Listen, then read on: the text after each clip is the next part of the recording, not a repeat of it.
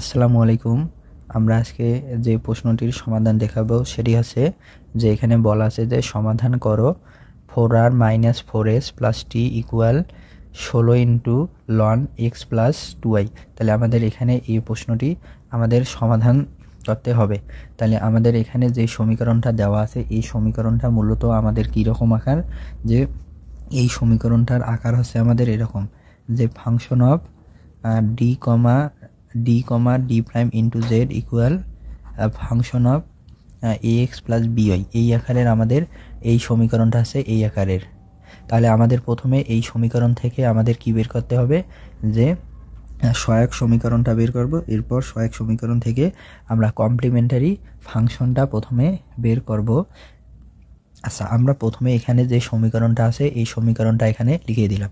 আর আমাদের এখানে আর, এস এবং টি নামে কিছু প্রতীক ব্যবহার করা হয়েছে, আর যে প্রতীকগুলো আমরা পূর্বের ক্লাস থেকে জেনেছি। তাহলে এখানে যে আর আছে, তাহলে আর এর পরিবর্তে আমরা এখন ব্যবহার করব কি d²z। তাহলে আমরা এখন লিখি যে 4 ইন্টু, তাহলে এই আর মানে আছে আমাদের কত, এই যে d²z। তাহলে d² z মাইনাস এখানে আছে 4 ইন্টু এস, এস মানে আমাদের কত, এই যে এস মানে আছে d prime Z, d prime Z. তাহলে d প্রাইম জেড প্লাস এখানে আছে টি, টি মানে কত, আচ্ছা টি মানে আমাদের আছে d প্রাইম স্কোয়ার জেড। তাহলে d prime square Z equal এখানে আছে আমাদের কত 16 ইন্টু ln x + 2y।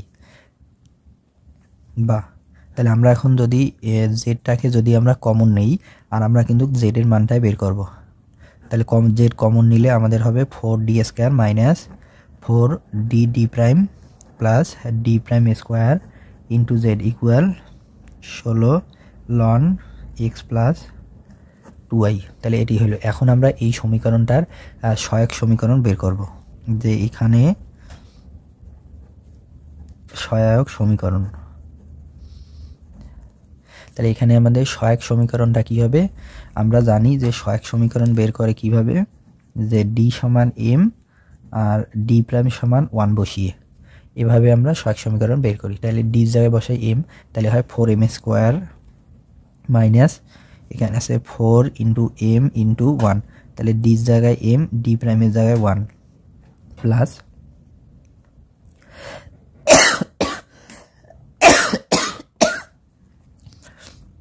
এখানে আছে আমাদের কত d প্রাইম স্কোয়ার, এর মান হচ্ছে 1, তারপর স্কোয়ার ইকুয়াল 0।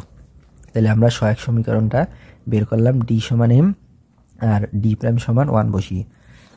তাহলে এখন এখান থেকে আমরা লিখতে পারি 4m² minus 4m plus 1 equal 0। আচ্ছা, আমাদের এখন এখানে যে সমীকরণটা আছে এই সমীকরণে আমাদের m এর ঘাত হচ্ছে 2। তাহলে এখানে আমাদের m এর ঘাত কত আছে 2। তাহলে আমাদের এই সমীকরণটাকে এখন আদর্শরূপ দ্বিঘাত সমীকরণ ব্যবহার করে আমাদের কি করতে হবে, সমাধান করতে হবে। বা এখানে আমরা কিন্তু সূত্র প্রয়োগ করেও করতে পারি, যে আমাদের সবচেয়ে সহজ হবে সূত্র প্রয়োগ করে সমাধান করা। তাহলে এখানে আছে 4m তার উপর স্কোয়ার, তাহলে এভাবে লিখতে পারি আমরা 2m তার উপর স্কোয়ার, আর এরপরে আছে এখানে 1 তার উপর স্কোয়ার ইকুয়াল 0, আর মাঝে আছে 4m, এই মাইনাস সূত্রে 2 যদি নেই, এখানে আছে কত 2m আর 1 নিলাম।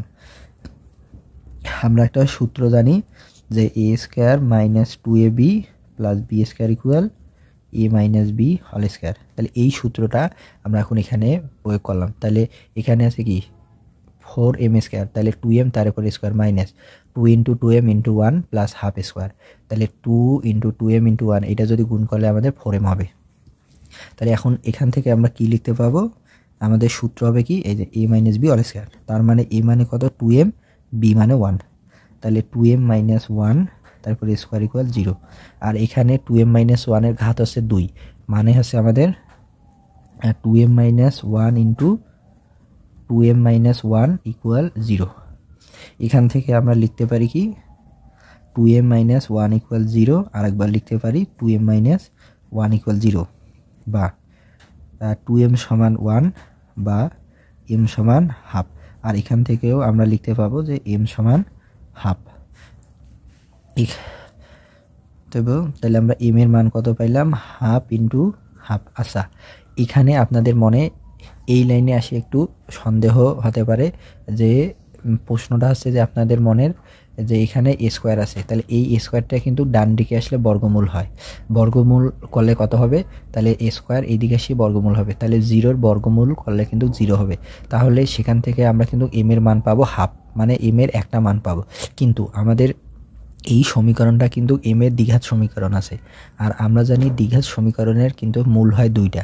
আর আমরা যদি এই স্কোয়ারটাকে এই দিকে এসে বর্গমূল করে দেই বা লুট করে দেই, তাহলে বর্গমূল জিরো মানে কত, জিরো। আর সেখানে কিন্তু এম এর মান আমরা একটা পাবো, আর আমাদের কিন্তু এম এর সমীকরণটা দ্বিঘাত, তাই আমরা সে কাজটি করি নেই। তাহলে এম এর মান আমরা পেলাম দুইটা। এখন আমরা এই সমীকরণটার কমপ্লিমেন্টারি ফাংশন যদি বের করি, তাহলে কমপ্লিমেন্টারি ফাংশন এখানে আমাদের মূল দুইটা একই, তাহলে দুইটা মূল যদি একই হয় তাহলে সেক্ষেত্রে আমাদের কমপ্লিমেন্টারি ফাংশন যে বের করার সূত্রটা আছে কি, ফাই1 ওয়াই প্লাস m1 x। তাহলে আমরা একটা মূলকে m1 লিখলাম প্লাস, আর যেহেতু দুইটা মূল একই, হাফ হাফ দুইটা মূল দেখতে একই, এখানে আমাদের x গুণ করতে হবে y প্লাস m2 x দিতে হবে, আর এখানে ফাই1 আর ফাই2 হবে ইচ্ছামূলক ধ্রুব। তাহলে m1 এর জায়গায় বসাবো হাফ, m2 এর জায়গায় বসাবো হাফ। তাহলে আমাদের কমপ্লিমেন্টারি ফাংশনটা আমরা কি পাবো, যে ফাই1 y plus half into x plus ফাই2 y plus half into x.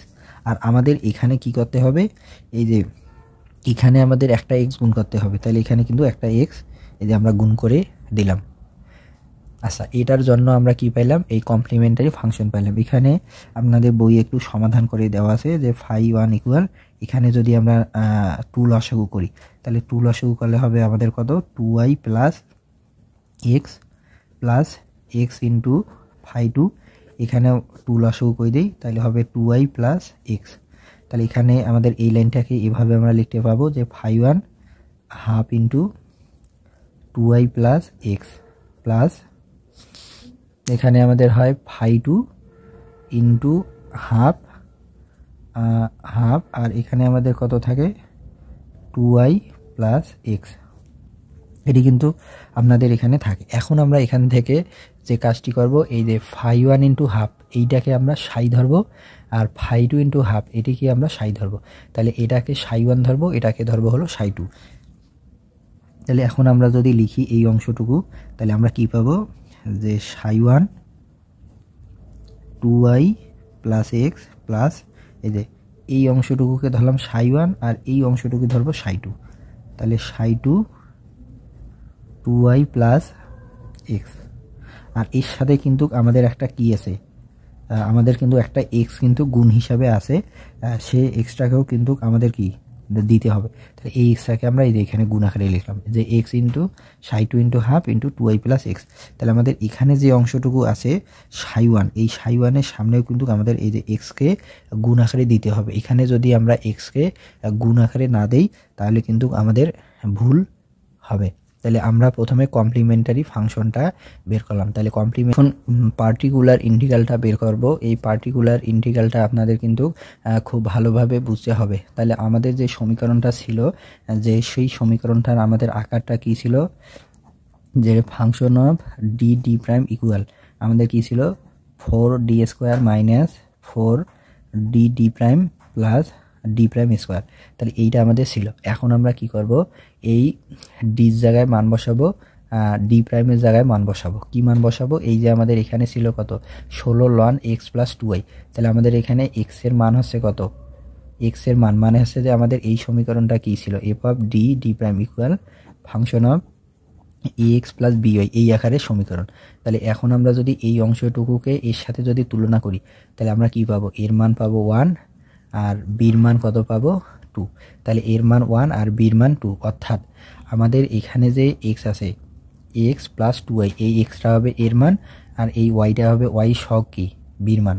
আর আমরা এখন কি করব, আমাদের এখানে আছে কি ডি প্রাইম, ডি প্রাইমের সমীকরণটা আছে 4d square minus 4d prime into D prime square. তাহলে এই ডির জায়গায় বসাবো হলো কি আমাদের এ, এই ডি প্রাইমের জায়গায় বসাবো আমরা এখন বির মান, তার মানে ডির মান আমাদের কত এ। তাহলে আমরা এখন এই ফাংশনে ডির জায়গায় বসাবো 1 আর ডি প্রাইমের জায়গায় বসাবো 2, বসে দেখবো যে আমাদের মানটা কি আসে। তাহলে আমরা এখন যদি বসাই 4 ইন্টু এখানে ডির মান আছে 1 স্কোয়ার মাইনাস 4 ইন্টু ডির মান আছে 1 ডি প্রাইম আছে 2 প্লাস এরপর আমাদের এখানে আছে কত ডি প্রাইম স্কোয়ার। তাহলে ডি প্রাইমের মান আমরা কত জানি 2 তার উপর স্কোয়ার। আচ্ছা এখন যদি এখান থেকে আমরা মান বের করি ফাংশন অফ 1, 2 ইকুয়াল, তাহলে এখানে হয় 4 মাইনাস এখানে হয় কত 4 2 8 8 2 4 2 8 প্লাস 2 এর বর্গ 4। তাহলে যদি হিসাব করি 4 প্লাস 4 8 বিয়োগ 8 মানে 0। মানে হচ্ছে যে আমাদের এখান থেকে আমরা function of a, b equal 0 পাইলাম। ফাংশন অফ a, b এর মান আমরা 0 পাইলাম। আর আমরা পূর্বের ক্লাসে যে অঙ্কগুলো করেছি সেই অঙ্কগুলোই কিন্তু আমাদের ফাংশন অফ a, b এর মান ছিল, ফাংশন অফ a, b এর মান কিন্তু নট ইকুয়াল 0 ছিল।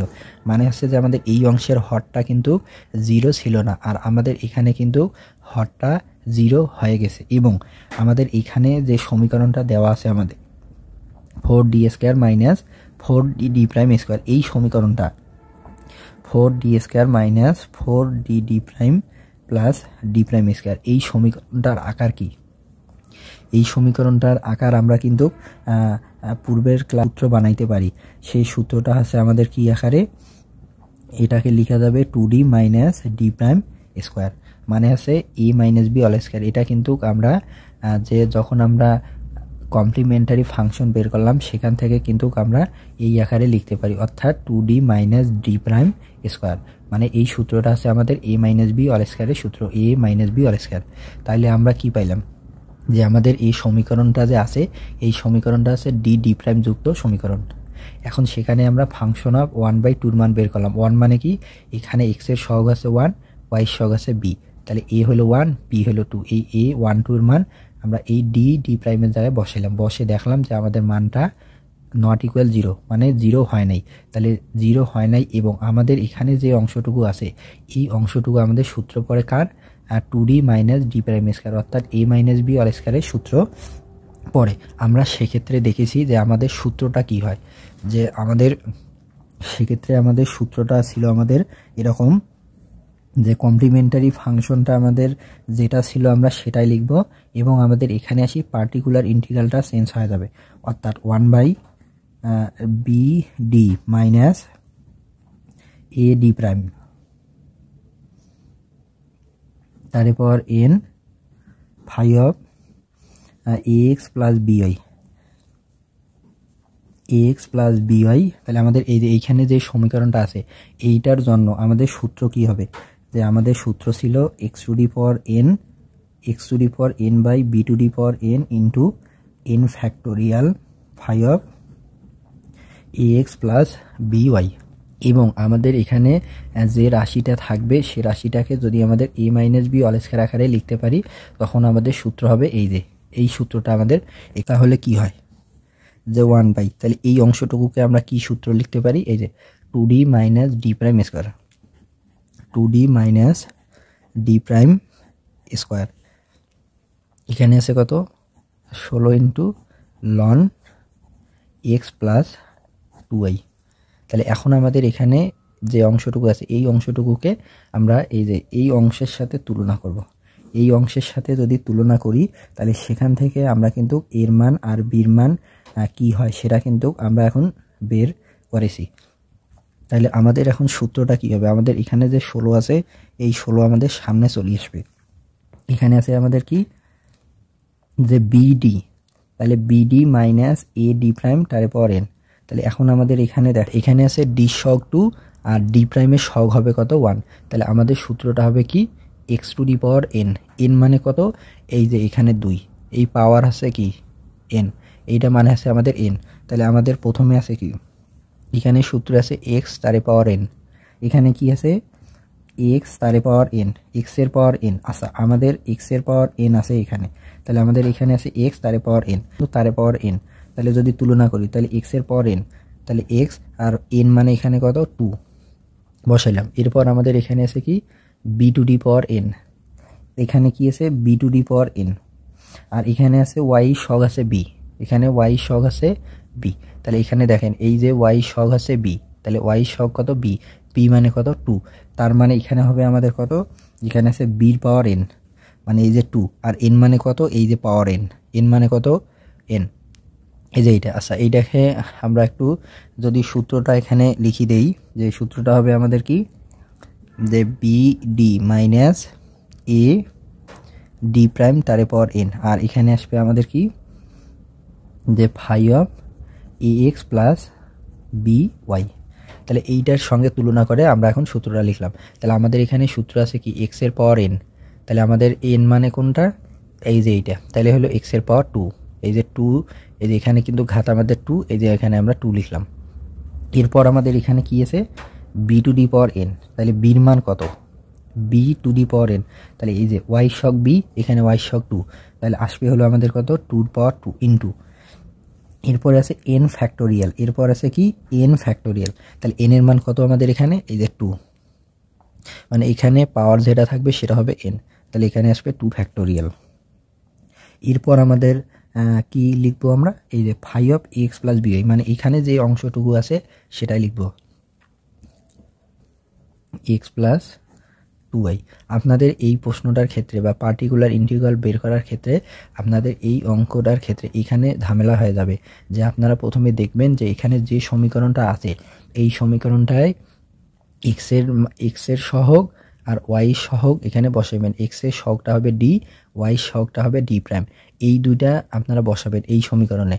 বসানোর পরে আমরা দেখবেন যে সেখানে আসলে ফাংশন অফ এ বির মানটা যদি 0 হয় তাহলে আমরা আগে যে সূত্রটা পড়েছি সেই সূত্র হবে, এবং এই ফাংশন অফ এ কমা বির মানটা যদি 0 হয় তাহলে আমাদের এখানে এই সূত্রটা পড়বে, মানে কি এই যে এই সূত্রটা পড়বে। আর যদি ফাংশন অফ এ বির মান 0 না হয় তাহলে আমরা কি করব, সরাসরি এখানে ডি আর ডি প্রাইমের জায়গায় মান বসে দিয়ে আমরা ক্যালকুলেশন করব।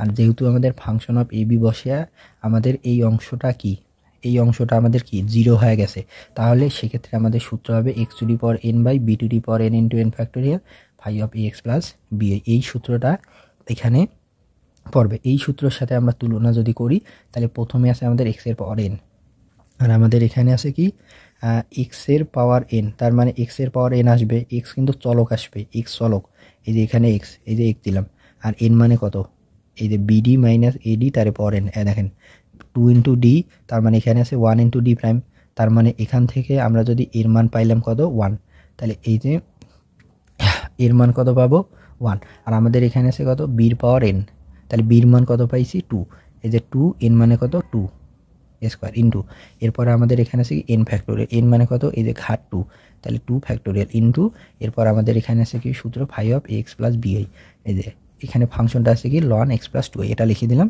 এখন আমরা একটু হিসাব করলে আমাদের অঙ্ক শেষ। তাহলে এখানে হয় এক্স এর বর্গ, 2 এর বর্গ হচ্ছে 4, আর 2 ফ্যাক্টোরিয়াল মানে হচ্ছে 2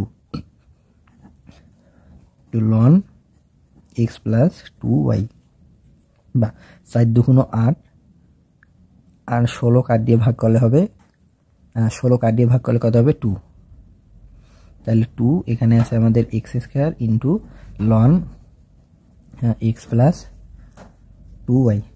তাহলে আমাদের পার্টিকুলার ইন্টিগ্রালটা বের করলাম। এখন আমরা কি লিখে দেব, অতএব সাধারণ সমাধান। তাহলে আমাদের সাধারণ সমাধান জেড সমান কি হবে, জেড সমান যে complimentary function plus particular integral, বা জেড সমান, তাহলে আমাদের কমপ্লিমেন্টারি ফাংশন আমরা কি বের করছি, যে সাই1 2y প্লাস এক্স ইন্টু সাই2 2y প্লাস এক্স প্লাস, আর আমাদের এখানে পার্টিকুলার ইন্টিগ্রাল আমরা কত বের করলাম, এই যে 2x square into loan x plus 2y। এখানে আমরা যে সাই1 আর সাই2 ব্যবহার করছি এটি হচ্ছে আমাদের ইচ্ছামূলক ধ্রুবক। আপনারা এই ক্লাসটি ভালোভাবে দেখবেন, যদি কোথাও বুঝতে না পারেন তাহলে অবশ্যই আমার ইনবক্সে মেসেজ দিয়ে